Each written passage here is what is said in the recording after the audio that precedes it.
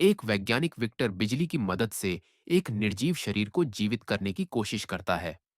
सभी लोग डर और अविश्वास में देखते हैं कि वह मृत शरीर अचानक हरकत करने लगता है, सांस लेता है और विक्टर द्वारा फेंकी गई गेंद को पकड़ भी लेता है।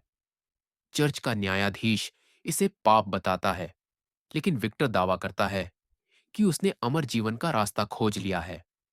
भीड़ में मौजूद एक धनी, मौत के करीब पहुंच चुका व्यक्ति हॉलैंड इस प्रयोग में अपनी जिंदगी बचने की उम्मीद देखता है।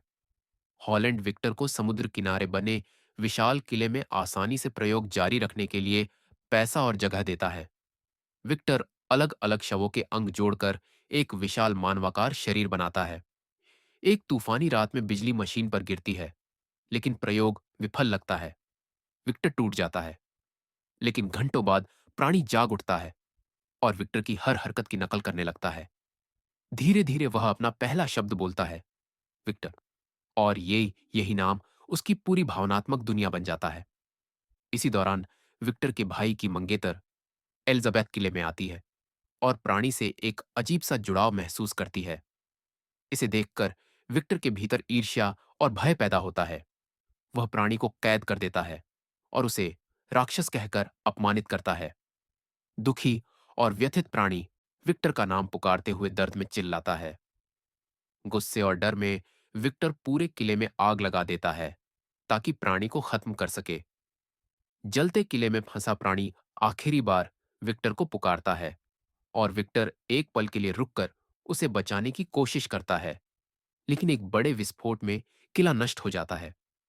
विक्टर अपनी टांग खो देता है, जबकि प्राणी मलबे से निकलकर जंगल की ओर भाग जाता है। जंगल में पहली बार उसे शांति महसूस होती है, लेकिन जल्द ही शिकारी उसे घायल कर देते हैं। वह एक जर्जर झोपड़ी में छिप जाता है और एक अंधे बूढ़े आदमी तथा उसकी पोती को देखता है।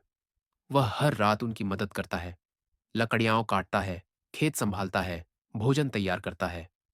परिवार उसे किसी अज्ञात संरक्षक आत्मा की तरह मानने लगता है।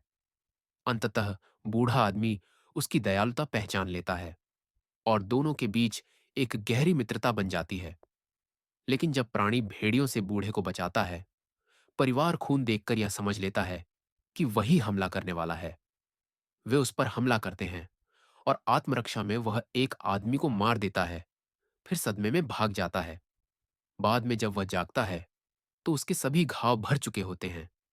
उसे समझ आता है कि वह मर नहीं सकता और उसकी अमरता ही उसके लिए अभिशाप है। वह जले हुए किले में लौटता है और विक्टर की नोटबुक पाता है। उसे पता चलता है कि वह अलग अलग शवों से बना हुआ एक कृत्रिम प्राणी है, कोई जन्मा हुआ मनुष्य नहीं। उसे विक्टर की एक तस्वीर भी मिलती है और वही उसके जीवन का एकमात्र उद्देश्य बन जाती है, विक्टर को ढूंढना। उधर विक्टर अपने भाई विलियम की शादी की तैयारी में लगा होता है। शादी से पहले प्राणी एलिजाबेथ के कमरे में आता है और विक्टर से विनती करता है कि वह उसके लिए भी एक साथी बनाए, क्योंकि वह अकेला है। लेकिन विक्टर इनकार कर देता है। इस पर प्राणी हमला करता है। उस पर गोलियों का कोई असर नहीं होता। विक्टर का भाई विलियम उसे रोकने की कोशिश करता है और मारा जाता है। प्राणी एलिजाबेथ को लेकर भाग जाता है और कुछ देर बाद विक्टर उसे मृत पाता है। यह घटना विक्टर को पूरी तरह तोड़ देती है। अब विक्टर अपने जीवन का एक ही लक्ष्य बनाता है, प्राणी को खोजकर खत्म करना। वह विस्फोटक खरीदता है और दुनिया भर में उसका पीछा करता है।